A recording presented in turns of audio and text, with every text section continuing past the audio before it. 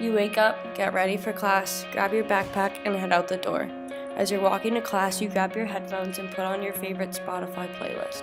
Mr. Brightside is playing in the background and you start to think, how did people listen to music walking to class 50 years ago? The way people have listened to music has changed a lot over the years. Think back to the 1800s. People did not have Spotify or Pandora, let alone iPhones or iPods. How did today's music playing technology come to be? According to PBS, music playing technology was created on January 1st, 1877. Thomas Edison accidentally invented the phonograph while working with a new telegraph device. He noticed a speech-like sound when the indented tin foil was under the telegraph stylus. After a few months of experimentation, Thomas Edison became the first person to successfully record and play back human sound.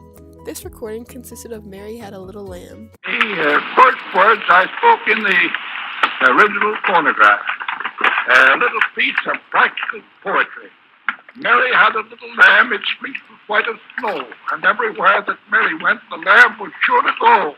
The phonograph consisted of two tin cylinders with two needles, one for recording and one for playback.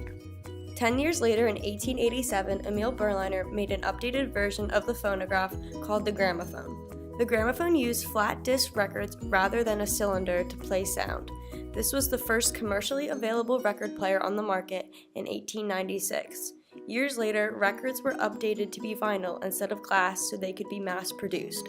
Gramophones became a common household item and allowed for easy listening. This item is now commonly referred to as a record player. In November of 1889, Louis Glass wanted a music player in his saloon in San Francisco.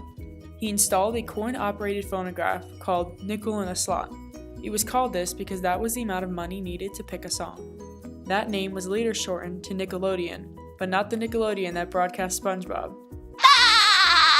Good one, Patrick. This coin-operated machine turned into what we now know as the jukebox.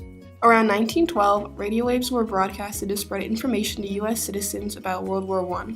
After the war, radio stations became more popular, broadcasting music in addition to news. Radios were often found in homes and eventually replaced the record player. Radios were popular for a few decades. I asked my mom, who grew up in the 70s, how she listened to music as a kid and a teenager. She brought up the use of the radio in her home and mentioned a new form of technology in her age called 8-tracks. This was the first form of portable music in vehicles.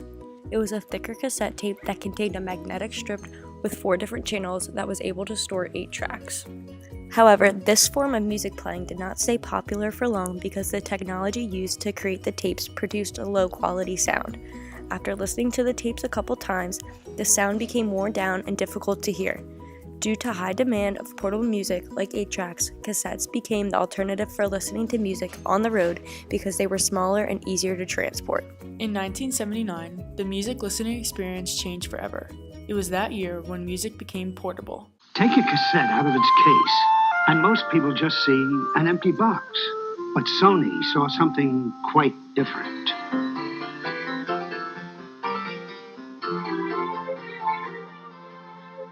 Sony introduces the only cassette player as small as a cassette case, the incredible sounding Super Walkman. Sony introduced the Walkman, a portable cassette player that contained buttons and headphones for users to play, stop, and pause at their own leisure. It also had a second headphone jack so that 2 users can listen at the same time. This portable device could have been purchased for $150, which converts to $546.21 in today's economy. In the 1980s, digital recording became standardized, causing the Walkman to become outdated. In order to keep up with the ever-growing industry, Philips and Sony worked together to release a newer, updated kind of music player called the CD player. This machine played compact discs that contained uncompressed digital data. These machines could cost up to $1,000, but they were still a commodity. In 1984, Sony introduced a portable CD player called Discman. After CD players ran their course, PBS mentions that the MP3 players were the next big thing. Portable music reached a whole new level of convenience in the 1990s with the invention of this music player.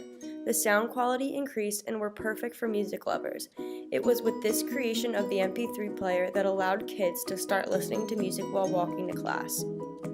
A few years went by and lines started forming outside of Apple stores in 2001. For what, you ask? For the first ever iPod.